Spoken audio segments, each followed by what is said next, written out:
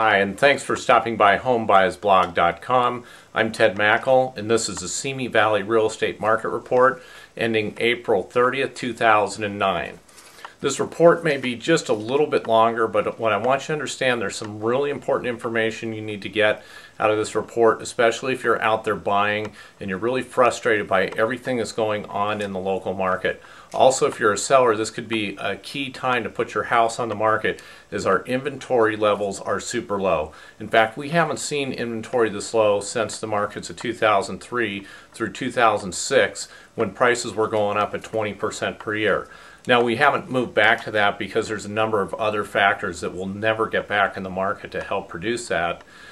But still, with the tight inventories creating heavy competition for houses, making it a little bit easier for sellers out there to get their homes sold at this point. If you're a buyer, you need to have some patience.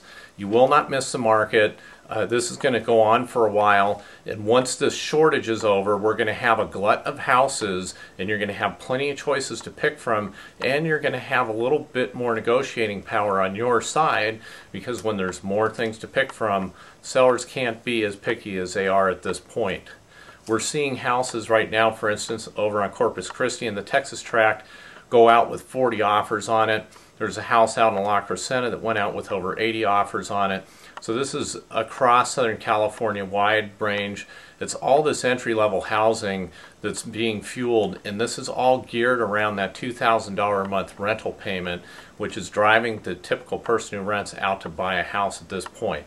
So affordability will be another number I want to talk to, but let's dig into this inventory really quick, and then we'll get into the affordability and how that's going to affect everyone.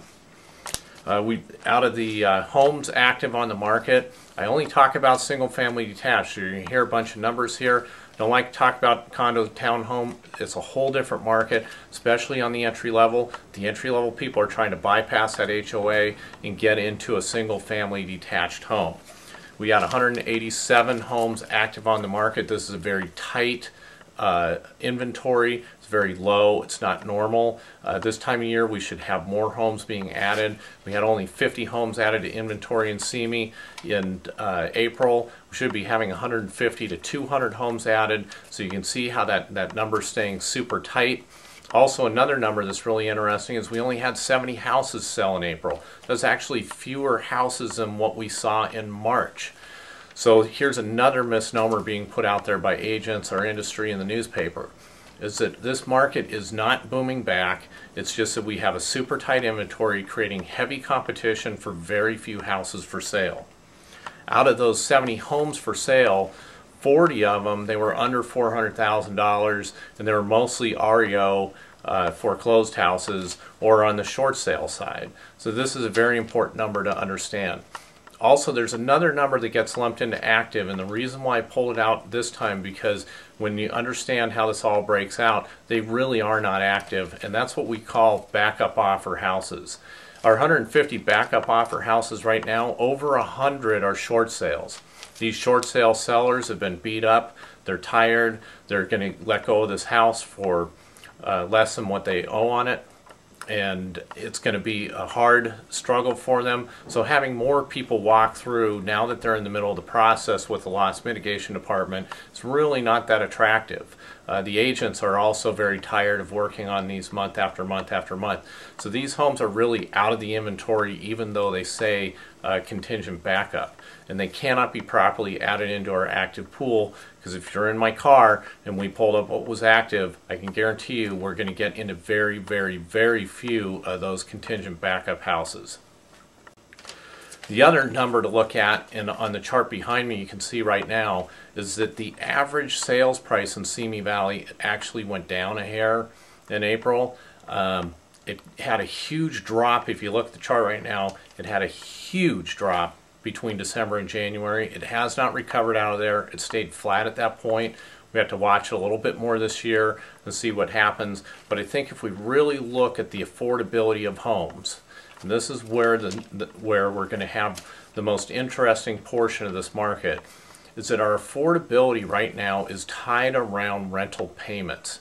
This is something that the news isn't talking about. This is something that my industry is not talking about. What we had going on earlier this decade is we had very exotic loan programs that were allowing people to buy 2 and 3 times the house they could normally afford with a mortgage payment that didn't work. These are we call them the pay option arms or pick-a-pay programs. These adjustable programs that all fell apart, and we saw our first wave of foreclosures in 2007 and 2008 from these programs. We have a whole nother bulk load of these troubled adjustable notes that are coming due in 2010 and 2011. There is big concern on how much more inventory that's going to add to the market, and so with this pressure of foreclosures looming over us the next 2 to 4 years, a recovery right now, a recovery coming out of this just because we have a tight inventory is premature to call at this point. In fact, the other thing we need to understand in this affordability issue is we've got super low interest rates, record low. We're below 5%. If you're to buy a home today, you can lock in a loan below 5% before buying points down. So this gives people the ability to buy a little bit more home. But the funny thing is the buyers are very tied in this entry-level market to this $2,000 a month rental payment. They want to keep the mortgage payment around the rents. Rents for these kind of homes are running anywhere from $1,800 to $2,200. This is where the pricing of the market has been sitting. This is where the most activity is, right at this rental area. So if we have anything that upsets our interest rates or runs them up, inflation will come back in the future at some point. As they run up, people aren't going to rush out and keep paying the same amount. They'll expect a price discount to keep that payment at the $2,000 range, right in there from $1,800 to $2,200. So this is a difficult market. If you're a buyer, you're going to be completely frustrated. You're going to feel like the people you're working for aren't doing their job. You have to understand low interest rates, tax credits, and also a super low inventory creates this situation, but it will not last forever. It's going to disappear just as fast as it showed up. You're going to have plenty of homes to look at in the future. Let's just hope interest rates can stay down for a while so you can take advantage of that and keep that ability to stay within a rental payment paradigm.